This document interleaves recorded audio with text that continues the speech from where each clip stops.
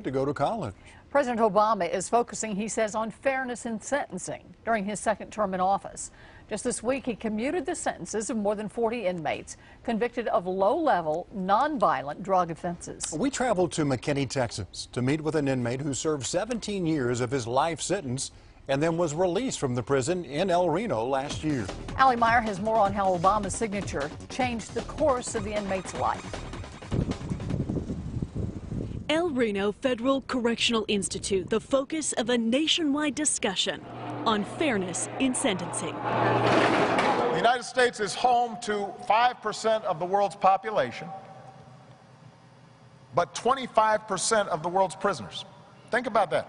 Justice reformers say federal crack cocaine sentences unfairly put thousands of minority inmates behind bars for life.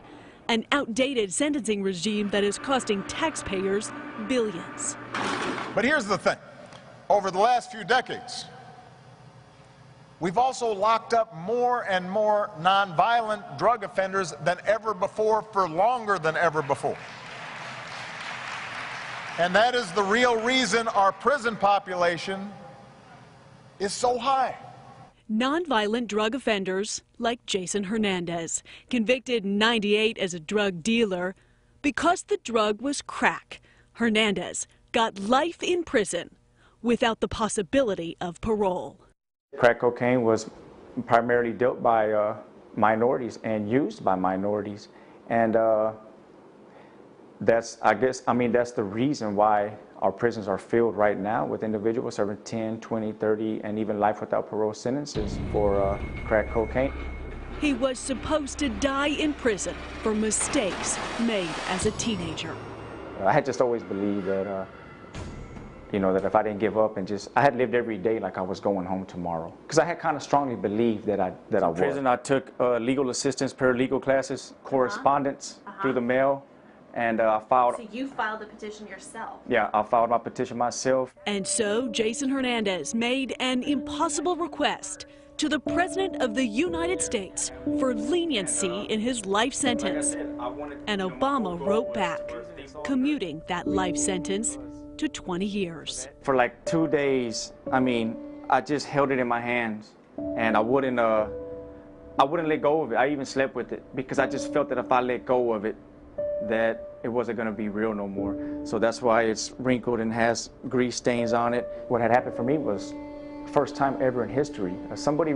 Individual for a crack cocaine offense, minority, serving life without parole, had never received clemency. It was like hitting the lottery twice in a row, if not 3 times, but not winning your money, but winning your life back. I'm headed to work.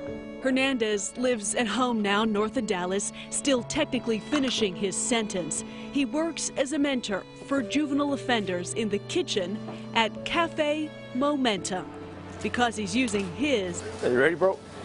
to help kids change the course of their own lives in a way he couldn't almost 2 decades ago. If I feel like if I could change 1 life or 2 lives, I will feel that I have failed. My goal is to change hundreds, if not thousands of lives. Hernandez has 2 jobs actually, working as a welder at a muffler shop, a trade he picked up at the prison in El Reno. I was practically a dead man walking, and President Obama gave me my life back. And that's why I kind of just see him like my father now. And like any son, you want to make your father proud. And that's what my aim is. He is an advocate for young men on the outside. See if we can do it quicker, better. So they don't make the same choices he did, and he is a champion for his friends still in.